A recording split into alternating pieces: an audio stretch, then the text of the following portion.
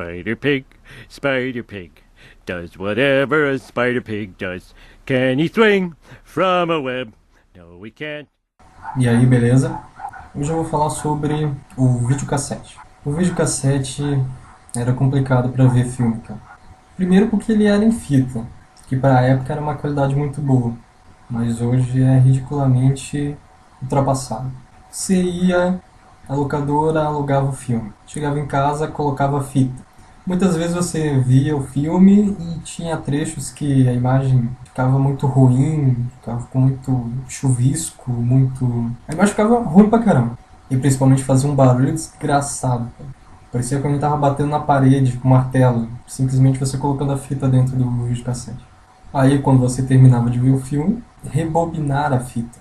E ficava aquele tempão todo rebobinando a fita para entregar para locadora o filme rebobinado, porque era assim que todo mundo tinha que fazer. Só que às vezes você pegava um filme que ele tava no final e você tinha que rebobinar todo ele em casa para você poder ver. Isso era chato pra caramba. Eu tive videocassete aqui em casa em 2000, até 2002. Aí em 2002 veio o DVD. Você tem que dizer que bom que inventaram o videocassete, porque foi através dele que nasceu o DVD. Não precisava mais rebobinar, qualidade superior, interatividade, vários idiomas. Só que aí vem outro problema quando chegou o DVD. Ele começou a ser vendido no Brasil em 98 e custava os olhos da cara. Muito caro mesmo. Assim como está sendo caro as TVs de 3D. Custam 5 mil, 7 mil, 10 mil.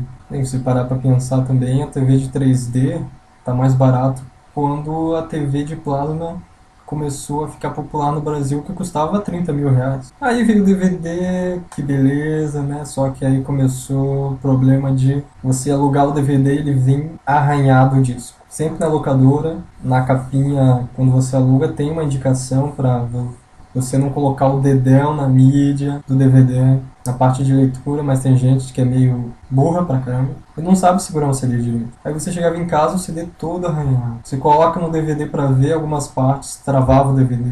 Isso era muito ruim. Você queria ver um filme e o filme travava no meio, e pulava por uma parte, e você tinha que voltar. É complicado.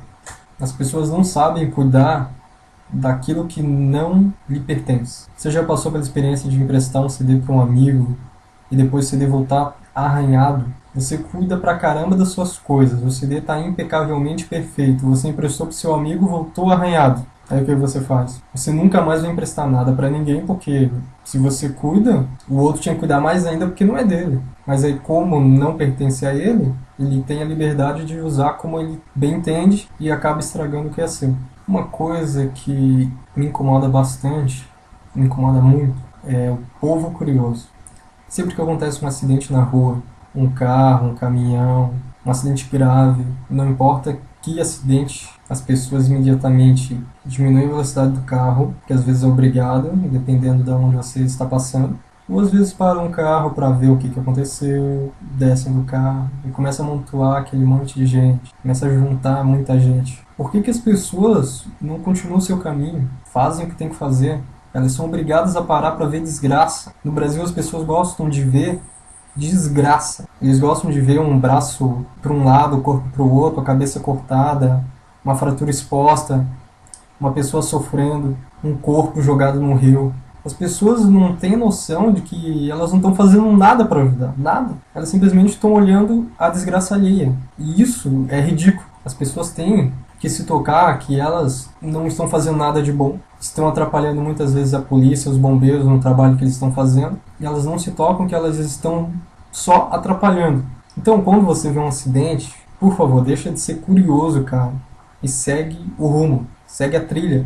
Vai para sua casa, vai para o seu trabalho, vai para onde você tem que ir, mas não para ver um acidente, cara. Pense nas pessoas, nos familiares, nos amigos que estão sofrendo por causa daquele acidente, daquela pessoa. Coloca a mão na cabeça e pensa um pouco. Você não está ajudando ninguém, você não está fazendo nada praticamente, você só está ali atrapalhando. Mas infelizmente o povo brasileiro é muito curioso e não importa o que aconteça, as pessoas sempre vão parar para olhar e sempre vão continuar atrapalhando. Infelizmente isso sempre vai acontecer.